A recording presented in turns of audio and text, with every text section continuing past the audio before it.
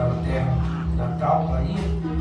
Por esse motivo eu não consegui estar aqui hoje, essa noite comigo. Mas estamos aqui, né, para fazer a vontade do Senhor. Já sentimos muito aqui a presença do Senhor, através dos louvores, através da pornografia, né? Deus é fiel. 2 Coríntios, capítulo de número 1, versículo de número 21. Glória a Deus. Boa Deus! Aleluia! Diz amém. Amém, glória a Deus. Glória a Deus. 2 Coríntios, capítulo 1, versículo de número 21. Diz assim, irmãos: mas o que nos confirma convosco em Cristo e o que nos ungiu é Deus, o qual também nos selou e deu o penhor do Espírito em nossos corações. Invoco, porém, a Deus por testemunha sobre a minha alma, que para vos poupar, não tenho até agora ido a Coríntio. Não que tenhamos domínio sobre a vossa fé, mas porque somos cooperadores de vosso gozo, porque pela fé estáis em pé. Glória a Deus, aleluia. Irmãos, nós estamos aqui diante de uma fala de Paulo, onde ele está dizendo que quem nos unge é Deus. Quem nos unge é Deus. É bem verdade que, se tratando de 7 unções de óleos, né? Esses 7 óleos que eram medicinais, simbólicos da época, e também muito utilizado pelo povo judeu, pelo povo hebreu, não por outros povos, mas especificamente pelo povo hebreu era usado, porque eles entendiam o valor de cada óleo e o que podia trazer de benefício à vida. E alguns atos eles usavam simplesmente de forma simbólica. Mas no Novo Testamento nós vemos aí o óleo, a qual é utilizado pelo presbítero da igreja para ungir os enfermos, quando assim chamado. E nós vemos os óleos que também são utilizados para ungirem os utensílios da casa do Senhor.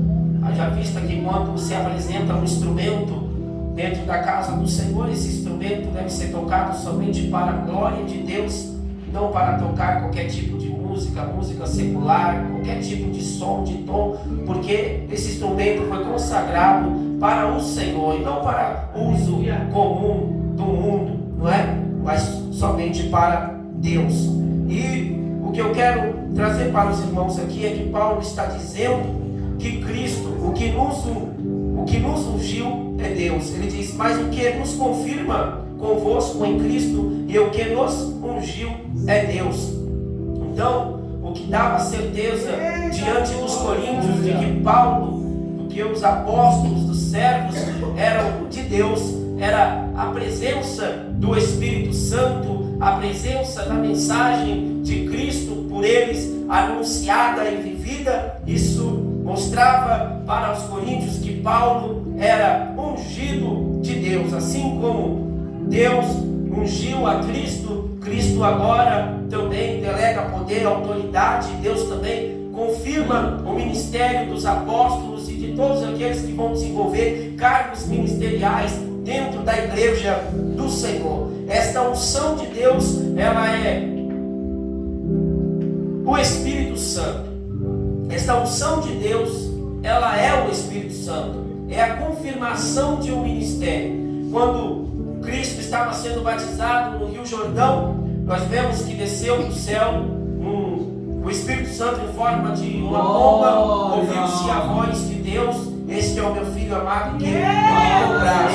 Então o Espírito Santo, ele é o penhor, é a segurança, ele é a confirmação, o depósito de Deus, a confirmação da nossa salvação, a confirmação do ministério de cada crente aqui nessa terra. E sem a unção, Cristo disse que sem Ele nada podeis fazer. É bem certo que Cristo está muito bem representado, e alguém pode dizer: mas pela igreja não. Cristo está muito bem representado pela pessoa do Espírito Santo. O Espírito Santo é o representante de Deus, é o representante de Cristo aqui nessa terra. Agora, no mundo físico, o representante é a igreja que obteve os dons, os benefícios do reino e os dons celestiais, os dons do Espírito Santo. Então nós, como igreja, nós representamos Cristo, nós representamos Deus dentro do mundo físico. Dentro do mundo espiritual, o representante é o Espírito Santo de Deus. O Espírito Santo de Deus, ele é o representante de Deus, ele é o representante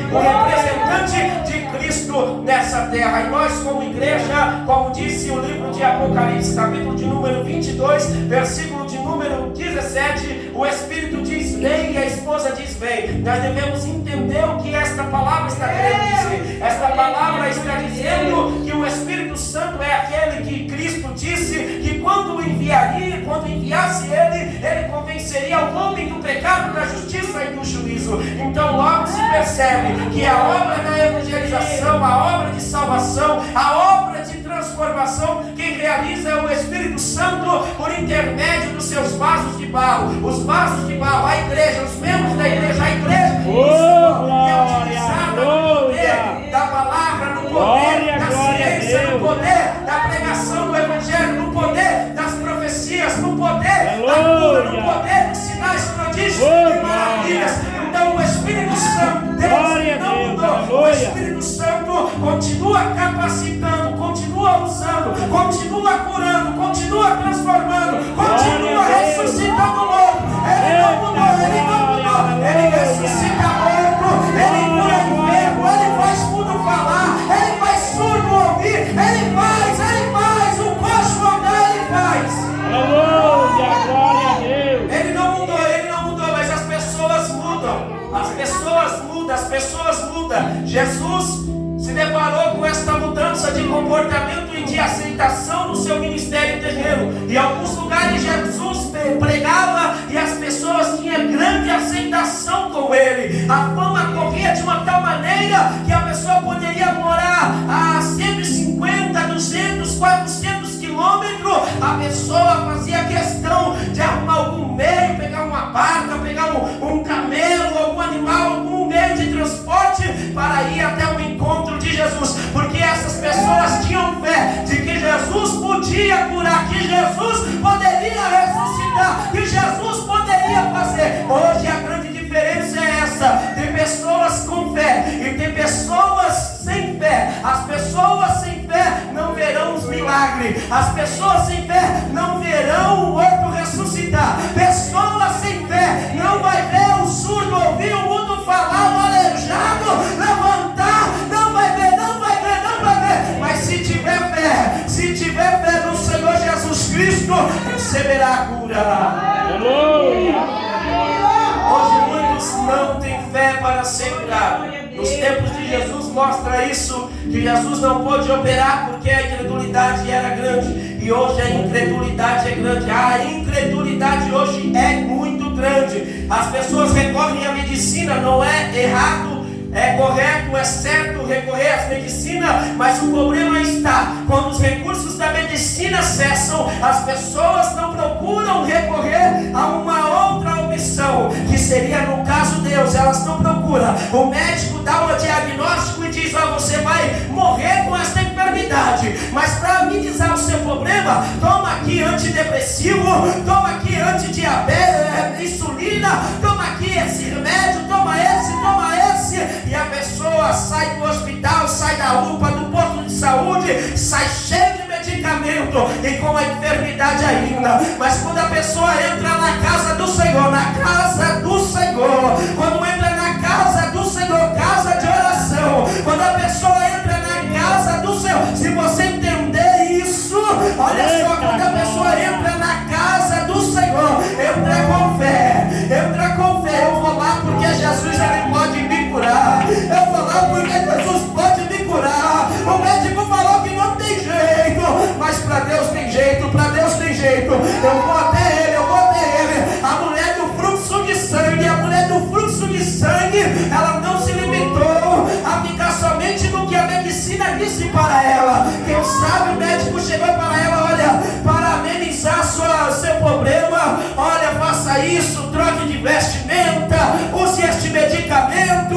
Mas ela falou: não, eu não aceito, esgotou os recursos, os médicos não sabem o que vai fazer, mas eu estou ouvindo falar que Jesus cura, que Ele é o Filho de Deus, que Ele é o Filho de Deus, que Ele é o Messias, Ele é o Cristo, Ele é o Messias, Ele é o enviado, Ele é aquele que veio com poder para curar os enfermos, para expulsar os demônios, para ressuscitar os mortos, para pregar libertação aos cativos e oprimidos.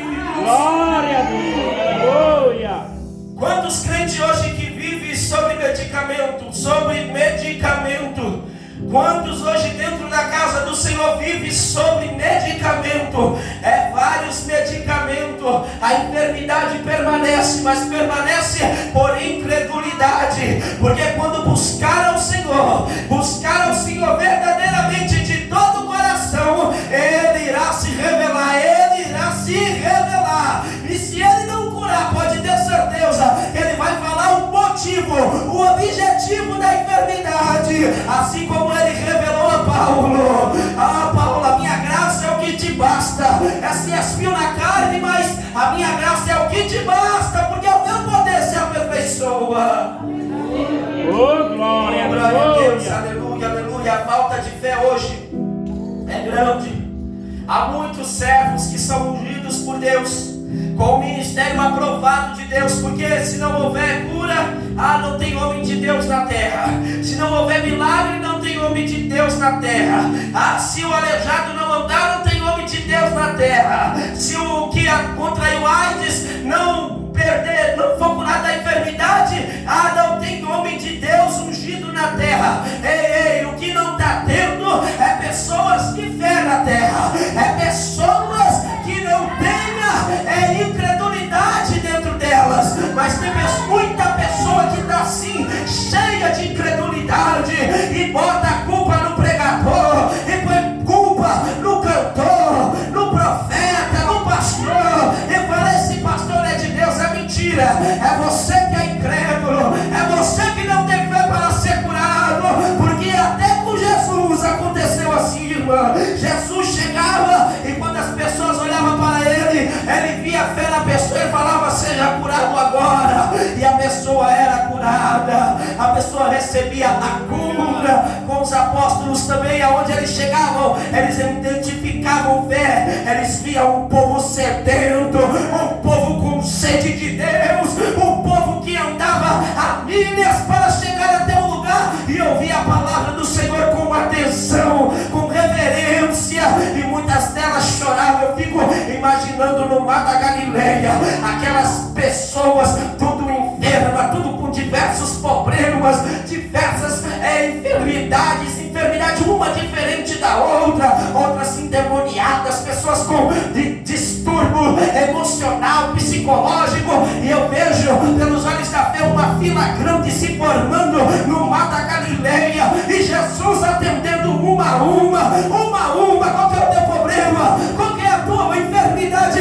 Jesus, me cura, Senhor, eu estou há anos com esta enfermidade, e Jesus falava: ei, receba a cura agora. Com lágrimas nos olhos, as pessoas saíam saltando, pulando e glorificando ao Senhor. Onde muitos, a Sona aí, Davi Miranda, foi uma bênção, outros pregadores foi uma bênção também, no decorrer dos anos e dos séculos, mas igual Jesus não existe, porque Jesus é o detentor dos dons, Jesus Cristo é o que enviou os dons, Jesus Cristo, se Ele quiser, Ele libera somente uma palavra lá do céu, e quem estiver enfermo vai ser curado.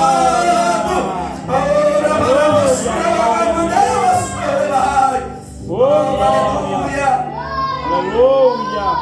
E o que falta hoje é fé. Fé para receber a cura, fé para receber o milagre, fé para receber as bênçãos do Senhor, fé para atravessar o mar vermelho. Eles tinham que ter fé. Deus disse: Moisés, mande ao povo que marche. E o povo marchar para onde?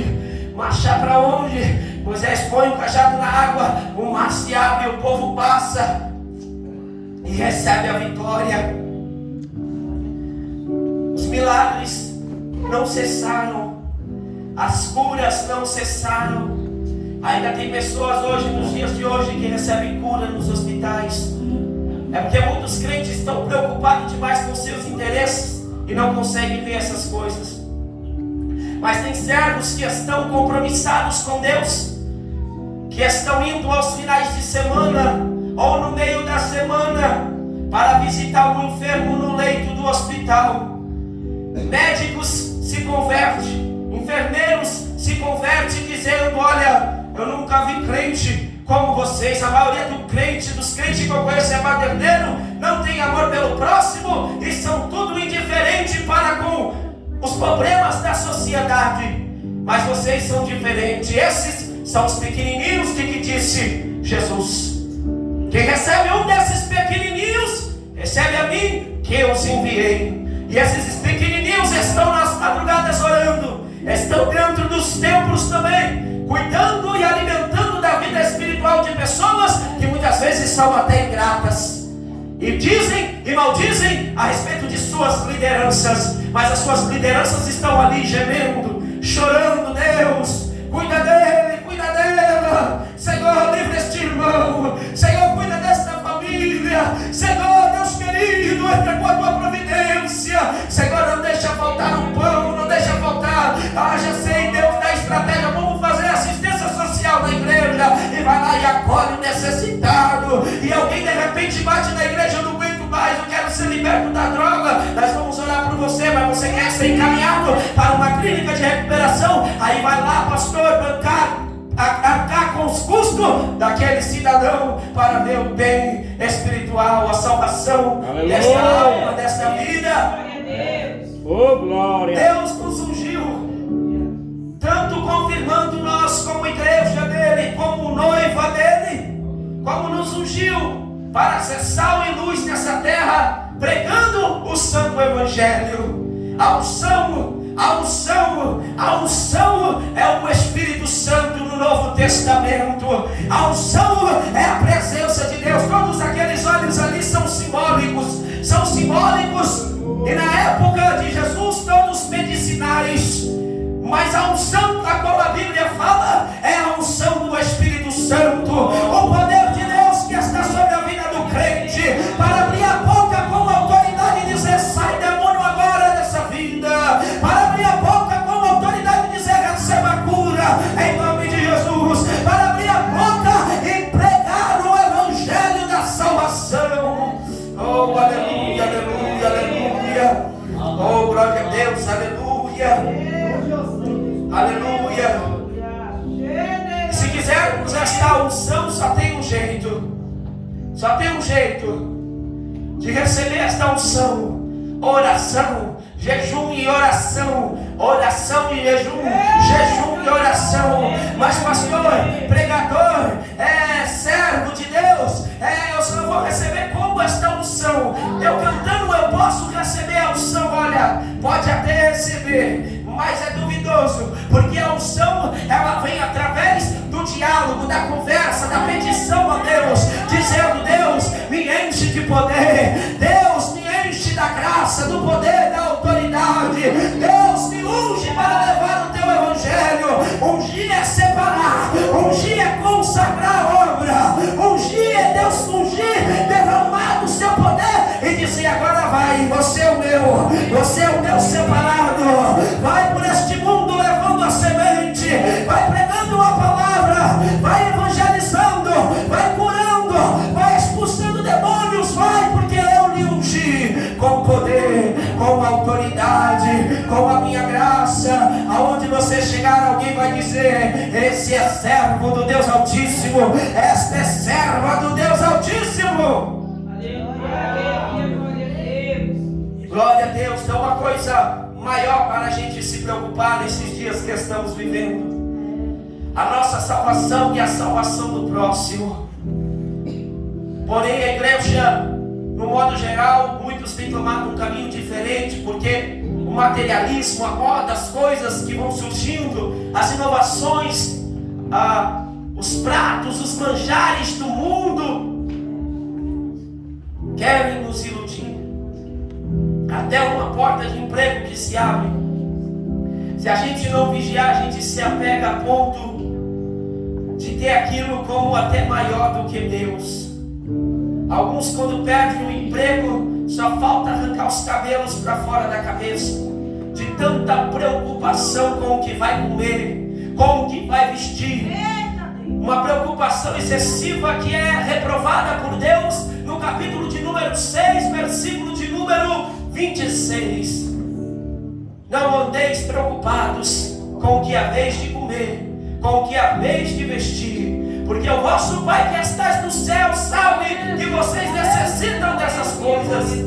Mas o ser humano parece que fica cego no momento da adversidade, no momento da luta, a ponto de não enxergar um Deus tão grande como esse, que é criador do céu e da terra, e não só do céu e da terra, mas de toda a vegetação que há no planeta. Todo o alimento que há sobre a terra não depende do agricultor, mas depende de Deus, que manda a chuva, que manda o sol, que permite a terra produzir. E muitos entram em uma preocupação excessiva, que hoje é chamado de ansiedade. A ansiedade é a preocupação excessiva, e a medicina vai dizer que esta preocupação excessiva causa dor de cabeça, causa distúrbio emocional, causa sérios problemas, causa até calvície, cabelo brancos, dores de cabeça e muitas outras coisas. Mas o Senhor diz, através de Pedro, no capítulo 5 de 1 Pedro,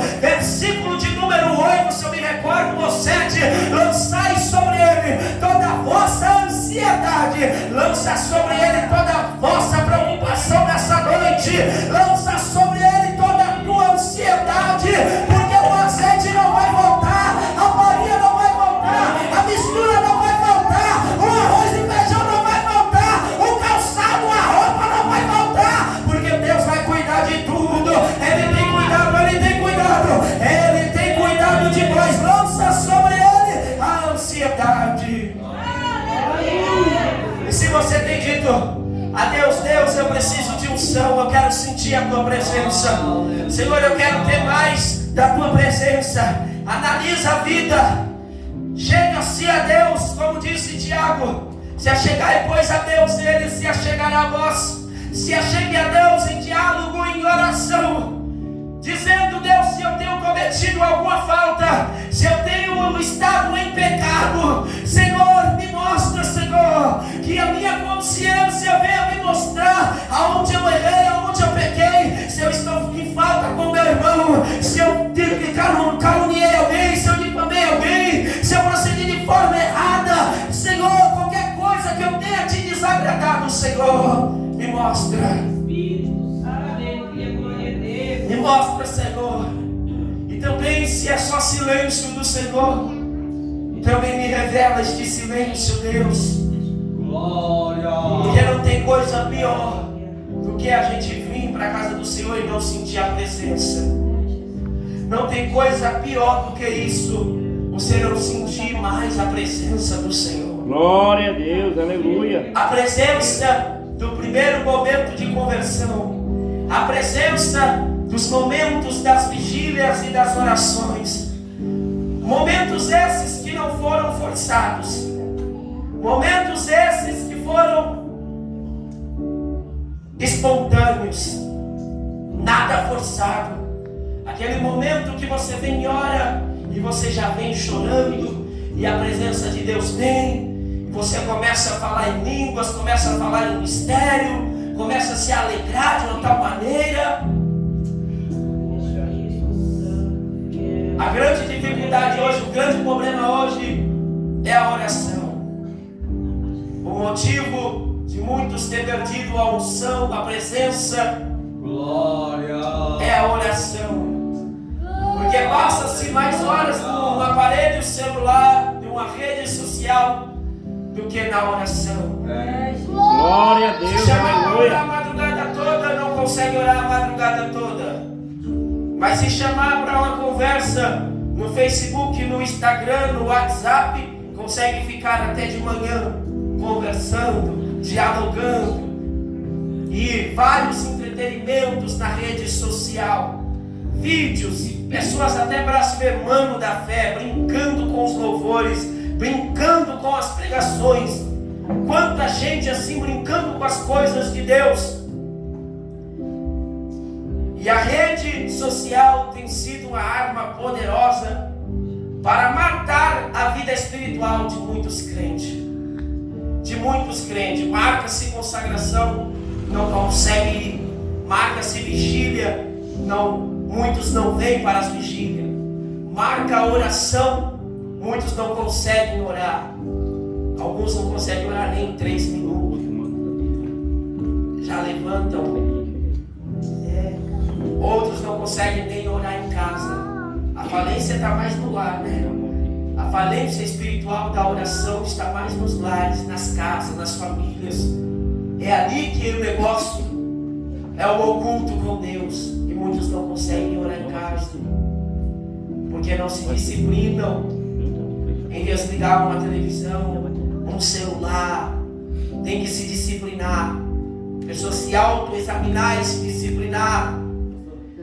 E a falência é dentro dos lares. Muitos não conseguem mais ter uma vida de oração dentro de casa. Oram somente na igreja. Se você perguntar, acredito que é uma pergunta bem cabível para o pastor, sempre da igreja fazer, para os membros. Orou essa noite? Orou hoje? Você orou hoje? A pessoa fala, nossa, não orei. Jesus, irmãos, misericórdia, orou hoje, irmão? Orou quando saiu de casa? Não orei, pastor. E à tarde orou? Também não orei, pastor. E à noite, antes de também não orei, não, pastor. E na igreja? Não, na igreja eu orei. Na igreja eu orei. Na igreja, pelo menos, não, pastor, porque lá, né? E não é isso daí é a oração, é o diálogo com Deus. E nós devemos priorizar este diálogo com Deus. Este diálogo com Deus tem que ser priorizado por cada um de nós. Não é nada fácil nos dias que nós estamos vivendo, onde a carne se inclina cada vez mais para o pecado, por causa da nossa vida espiritual que não está corretamente certa. A tendência da carne é vencer. Mas por que a carne vence? Por causa da vida espiritual que não está sendo elevada. Porque a Bíblia diz que nós devemos crescer na graça e no conhecimento. E nós só crescemos na graça e no conhecimento se orarmos, se buscarmos, se jejuarmos. Tem pessoas que já têm meses na igreja ou anos até não jejuam. Eu já me deparei com um crente que não sabe nem mais como jejuar. Como é que jejua? Misericórdia, irmão. Não sabe jejuar mais. Misericórdia. Você começa apresentando a Deus, orando, consagrando a sua vida, se desligando do mundo, das coisas, da rede social. Também não dá para fazer um jejum com o celular do lado. Você também tem que pôr ele para cair fora. O celular você tem que pôr para cair fora da sua consagração. Põe ele para fora. Se for para ficar, é só para o louvor. Só para o louvor. E ainda é perigoso. Porque você pode estar na consagração e o diabo, o inimigo, o adversário ainda colocar para você dar uma olhadinha no WhatsApp, uma olhadinha no Facebook, no Instagram, e isso vai quebrar a sua consagração. Alguns dizem que não, mas quebra sim, irmãos. Porque é um momento de concentração. Você não via Jesus entrando para os montes para consagrar a vida, para se desligar de tudo e se ligar com Deus, levando qualquer tipo de coisa com Ele. Ele ia e ficava lá dias, e depois ele aparecia. E esta é a orientação. Jesus disse que casta de demônios só sai com jejum e oração. É só dessa forma que tem vitória, irmãos. Então que a gente possa buscar esta unção orando a Deus, acrescentando alguns minutinhos a mais. Se ora 20 minutos, coloca mais 5 minutos. E assim vai acrescentando a oração pouco a pouco. E quando pensar que não, você vai estar como aqueles homens de décadas atrás, flutuando na oração. Agora prepara-te para uma coisa. Porque quando entra numa vida assim, pode ter certeza que a capetado, os demônios, tudo se levanta. E principalmente aqueles que não querem pagar o preço, irmã. Principalmente aqueles que não querem ter uma vida assim. Esses são os primeiros a Satanás se utilizar deles. E aí você fala, mas não é crente não, não é crente não, porque crente ora, né, irmãos? Crente ora, crente jejua, crente lê a palavra, crente congrega, crente está no evangelismo, crente está pregando a palavra, crente está falando de Jesus, crente está dando bom testemunho, crente, não qualquer crente, irmãos. Crente, Jesus, ele ora, ele busca, ele desce, a palavra dele, o que sai da proteção, é saudável, o que se fala. Glória a Deus. Oh, glória a Deus, aleluia, aleluia. Deus. Eu quero orar nesta noite com vocês, uns 2 minutinhos para antes de eu passar aqui para os irmãos.